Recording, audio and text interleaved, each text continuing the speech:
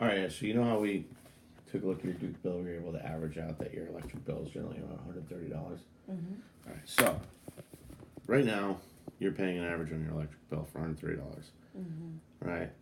By 12 months, that means that your annual budget is about $15.60 a year, right? Mm-hmm. All right, so what was that rate of inflation that we said? 4%. It was 5%. Oh, 5%. 5%. You know what? I'm going to show you how that looks. Just give me 1 second. Okay. All right. So right now you're paying $103. Next year you'll see a 5% increase, and we agreed that's on a conservative level, right? Mm-hmm. 36. So year 3, we're at 143. Year 4, we're 150. Year 5, we're at 158. Okay? 1, 2, 3, 4, 5. Year 10, 201. Mm-hmm. 1, 2, 3, 4, 5. Year 15, 257. Year 20, 1, 2, 3, 4, 5. 328. Alright. Year 25, 1, 2, 3, 4, 5. 25, we're at 419. Mm-hmm. Alright. Year 30, we're at 1, 2, 3, 4, 5. How old are you? 33 next week. You're 33 next week. You want to retire at 65? Sure. You think you're ever going to get to when 1, 2, 3, 4, 5, 682 is your monthly bill No. on your electric? No. All right. What does that look like on your annual? See the difference here? Now you're spending $8,195 a year just on your electric. Let's break this down. Now, do you see how this is absolutely possible?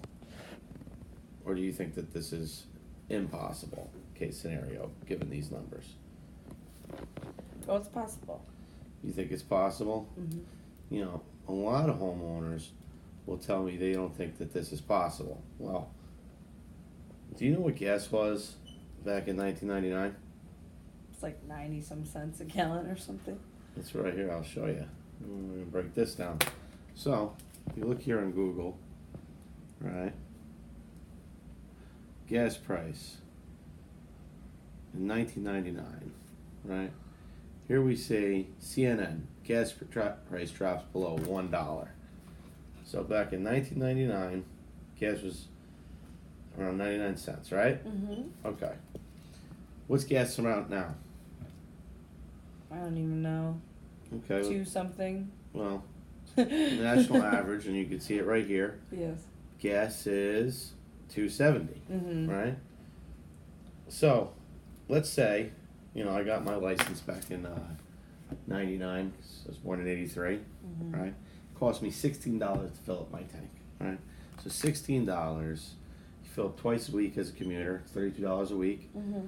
right? 4 weeks, a month, it's $128 was your monthly bill on gas, Mm-hmm. right? Times 12 months, you're paying $15.36 a year in gas, right? Mm-hmm. Now at 270, cost me about $40 to fill up my car. I drive a Honda Accord, Mm-hmm. right? $40 twice a week filling up commuting, $80 a week times 4 weeks. That's $320 a month, Mm-hmm. right?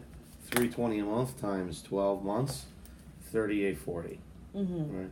So this is now an annual budget for gas for most people who commute, right? Mm-hmm. Well, take a look at this number. It's about 2.5 times bigger than this number. In fact, it's right to the T. Yeah. You divide that by 2.5, you got 1536, right? Mm-hmm. Well, take a look over here. Year 20, your electric bill's 328, Mm-hmm. right? 328 divided by 2.5, look at that, 131. Mm-hmm.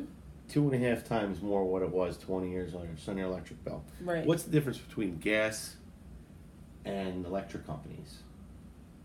I don't know.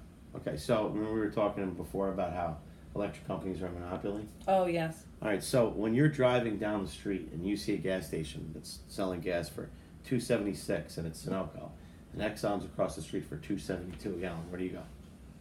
The cheaper one. Do you even think about it? No. It's like a no-brainer. You don't have to think anything about it, right? Mm-hmm. Okay, well, just think about that. those two gas stations are actually in competition, and they're setting their prices based on the competition. Electric companies aren't even doing that. 5% rate of inflation. This shows the conservative level of what you pay on interest, and that's without any other competition whatsoever. What's stopping the electric company from raising the rates higher than 5%? No. Nothing, right? So let's see. So this is what your annual budget's doing. Now, let me ask you, you bought this house, right? You don't rent it? Nope. Why'd you choose to buy a house? To make an investment. Make an investment. Why? Do you have equity? Okay. Do you get some kind of return after you're done paying your mortgage? Yes. Do you get any return on these prices? No. All right. Is this renting your electric or is this owning your electric? It's renting. It's renting your electric. Let me ask you another question.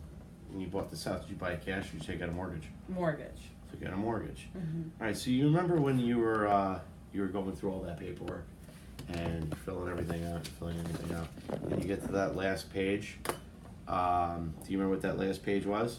All right. Well, that last page, you're sitting there. You got the loan officer there, the real estate agent there, visit their fingers crossed. That last page is do or die because what you're seeing is that reamortization. So all of a sudden, that $300,000 house is now almost $1 million with the interest Right. pounded on. Well, you decide to go ahead and sign that paper anyway because you see the value in ownership, right? Well, I'd like to show you what that reamortization looks like based on what you're paying right now. And the funny thing is you're paying all this compounded interest, and there's no rate of what? Return. No rate of return. Okay, so right now, you take a look. We have, if we are paying $130 right now, and we are subject to a 5% rate of inflation once a year. Okay, after 5 years, you have spent $8,619.98. Okay, you get any kind of return on that? No. All right. After 10 years, you've spent $19,621. Do you have anything to show for that? No. Okay. Through 15 years, you've spent $33,662. Right? This is just getting kind of bad. After 20 years, right? $51,582. Okay. After 25 years, 74,454. 30 years, 103. And right around that time that you want to retire, you have spent $140,000, almost $141,000 just on electric. So let me ask you, have you ever taken a vacation that cost you $8,600? Yeah. Have you? Yes. Was it worth all the memories? Yes. That was good. Yes, it was. All right, did you ever take a vacation that was worth $19,000? No. What about $33,000? No. Okay. These are the prices you pay for the memories of keeping the lights on. Okay. Now, the cost of going solar. Year one, 135. What do you think it is in year 5? 135. That's right. What do you think it is at year 10? 135. That's right. And 15? 135. Okay. Year 20? 135. All right. And year 21, what do you think it is? 135. 0. Uh-oh. Why is that? Oh, because I paid my stuff off. You paid your stuff off. Yeah. Exactly. All right. So, here we see the cost of solar. Do you see how after 20 years you have saved about $35,000? Yeah. Do you see any way you wouldn't save $35,000? No.